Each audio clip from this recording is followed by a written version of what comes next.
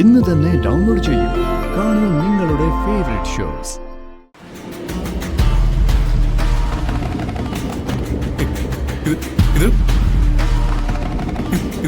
ഇതിന്റെ അർച്ചനയുടെ ബാഗാ.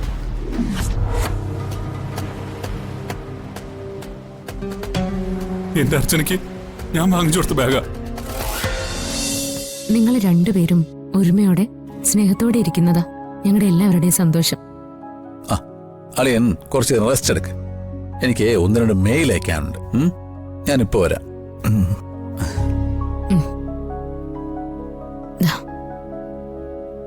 ശരി എന്നാ.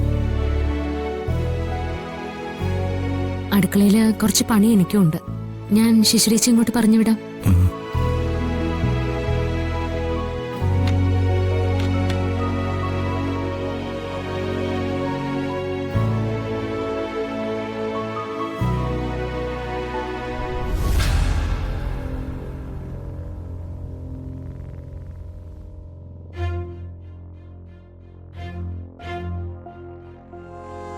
ശിശിരേച്ചി, ചേച്ചി എന്താ ഫോൺ നോക്കി ഇവിടെ ഇരിക്കുന്നെ? അകത്തേക്ക് ചെല്ലേ. ഓ, എനിക്കെങ്ങും വയ്യ അവിടെ പോയിരിക്കാൻ. അതെന്താ പറ്റാത്തെ? അതിനകത്ത് മുഴുവൻ മരുന്നിന്റെ മണോ, എനിക്ക് ഛർദിക്കാൻ വരും. രാജീവിന് പകരം ചേച്ചിക്കായിരുന്നു സംഭവിച്ചിരുന്നെങ്കിലോ? മരുന്നിന്റെ മണം അപ്പൊ അനുഭവിക്കേണ്ടി വരില്ലായിരുന്നോ? രോഗവും ആക്സിഡന്റും ഒക്കെ മനുഷ്യൻ എപ്പോ വേണമെങ്കിലും വരാവുന്നതാ.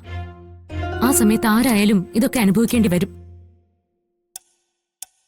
രാജീവ് ചേച്ചിയുടെ ഭർത്താവാ, അത് ഓർമ്മ വേണം. അതിങ്ങനെ ഓർമ്മിപ്പിക്കണമെന്നില്ല, എനിക്കറിയാം.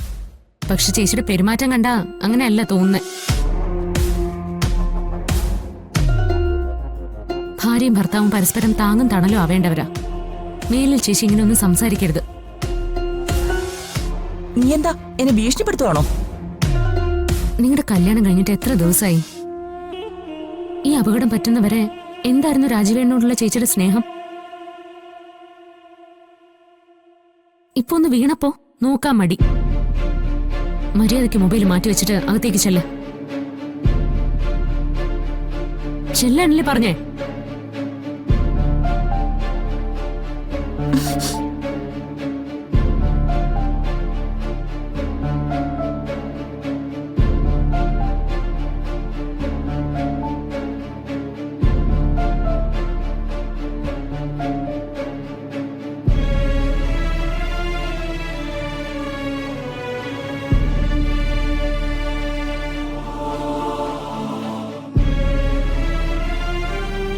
ഓ, കണ്ണൊക്കെ നിറഞ്ഞല്ലോ. അപ്പോ പറഞ്ഞതൊക്കെ കേട്ടു അല്ലേ? കേട്ടാലും എനിക്കൊന്നുമില്ല. പറയാനുള്ളത് ഞാനങ്ങ് പറയും, അതാരോടായാലും.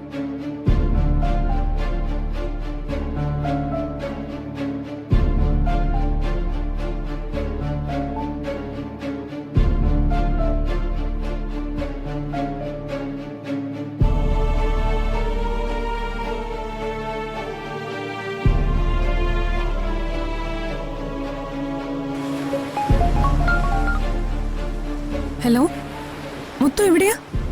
ഹലോ മാഡം, ഞാനിവിടെ ഈ ഓട്ടോറിക്ഷ സ്റ്റാൻഡിന്റെ അടുത്തുണ്ട് മാഡം.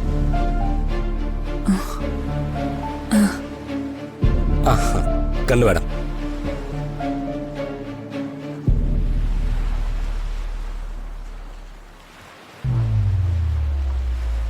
വണക്കം മാഡം, ഞാനാ മാരിമുത്തു. വണക്കം. വണക്കം സാർ. വണക്കം. മാരിമുത്ത് തക്കലേന്നാ വരുന്നത്. പണ്ട് തിരുവനന്തപുരത്തെ കിഴക്കേക്കോട്ടയില് മുത്തു കുറച്ചു കാലം ടീ സ്റ്റോൾ നടത്തിയിരുന്നു. പത്മനാഭസ്വാമിയുടെ മണ്ണിൽ അത്രയും നാൾ ജീവിക്കാൻ കഴിഞ്ഞതിൽ വലിയ സന്തോഷം. മുരുകൻ എനിക്ക് ഒരേ ഒരു ബ്രദർ. അന്ന് ചിപ്പിമോളുടെ അച്ഛനെ കുറിച്ച് അന്വേഷിച്ച് നമ്മൾ ആശ്രമത്തിൽ ചെന്നപ്പോ ആ കുഞ്ഞിനെ അവിടെ ഏൽപ്പിച്ച് മുരുകനെയും കനിമൊഴിയും കുറിച്ച് പറഞ്ഞില്ലേ? അതെ. ആ മുരുകന്റെ ചേട്ടന് ഈ മാരിമുത്തു. അവരുടെ തക്കലയിലെ വീട്ടിൽ ഇപ്പൊ താമസിക്കുന്നത് ഈ മുരുകനും ഭാര്യയോ? ഞാൻ 12 വർഷം തിരുവനന്തപുരത്തായി ഇരുന്നത്. മുരുകനും കനിമൊഴിയും ആക്സിഡന്റ് മരിച്ച് 2 മാസം കഴിഞ്ഞപ്പോഴാണ് ഞങ്ങൾ അവിടെ താമസത്തിനെത്തിയത്. മരിച്ചുപോയ മുരുകന്റെ ഫോണ് ഇപ്പൊ ഉപയോഗിക്കുന്നത് മാരിമുത്തുവാ. ആ നമ്പറിലേക്ക് വെറുതെ വിളിച്ചൊരു അന്വേഷണമാ മുത്തുവിനെ ഇപ്പൊ ഇവിടെ എത്തിച്ചത്. ചിപ്പിയുടെ അച്ഛനെ കുറിച്ച് എന്തെങ്കിലും വിവരം കിട്ടിയോ? എനിക്ക് പറയാനുള്ളത് വേറൊരു വിഷയമാണ്.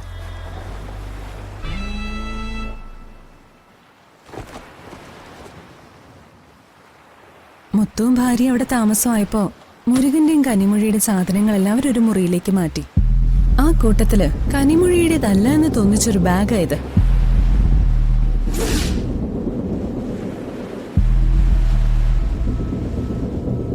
ഇത് നിങ്ങൾ അന്വേഷിക്കുന്ന ആരുടേതെങ്കിലും ആണോ?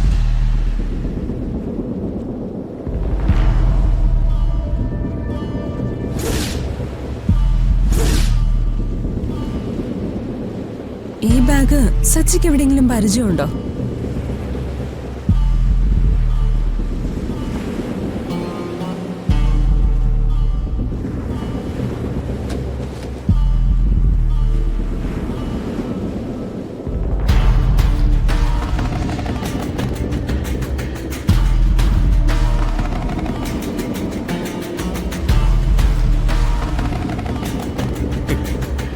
ഇത്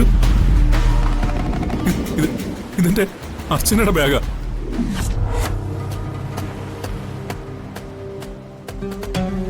എന്റെ അർച്ചനയ്ക്ക് ഞാൻ വാങ്ങിച്ചു കൊടുത്ത ബാഗാ.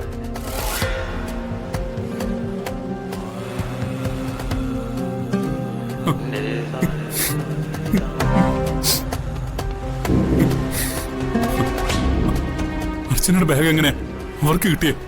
അത് ചോദിക്കാനും പറയാനും മുരുകനും കനിമൊഴിയും ഇപ്പൊ ജീവിച്ചിരിപ്പില്ല. അപ്പോ ഇത് മുരുകന്റെ ഡയറിയാ?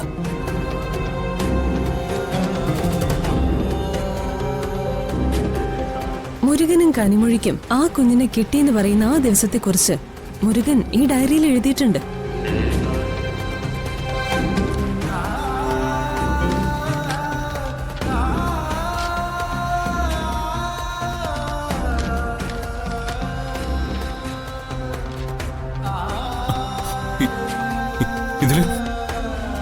എന്താ ഇതിൽ എഴുതിയിരിക്കുന്നത്? ആക്സിഡന്റ് നടന്ന സ്ഥലത്ത് ഒരു കുളന്തയെ അതുക്ക് പക്കത്ത് നിന്ന് അവർക്ക് കിടച്ചിருக்கு. ആ കുട്ടിയുമായി ബന്ധപ്പെടുന്ന മറ്റെന്തെങ്കിലും കാര്യങ്ങൾ? ഇല്ല മാഡം, അന്ത ആക്സിഡന്റിനെ കുറിച്ച് വേറെ ഏതുമേ അവർക്ക് தெரியாது. കുട്ടിയെക്കുറിച്ച് ഒരു വിവരവും ഈ ഡയറിയിൽ അവർ എഴുതിയിട്ടില്ല.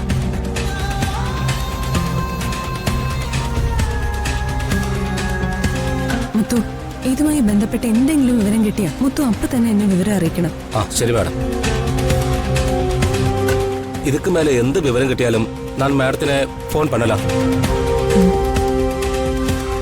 പാരേ.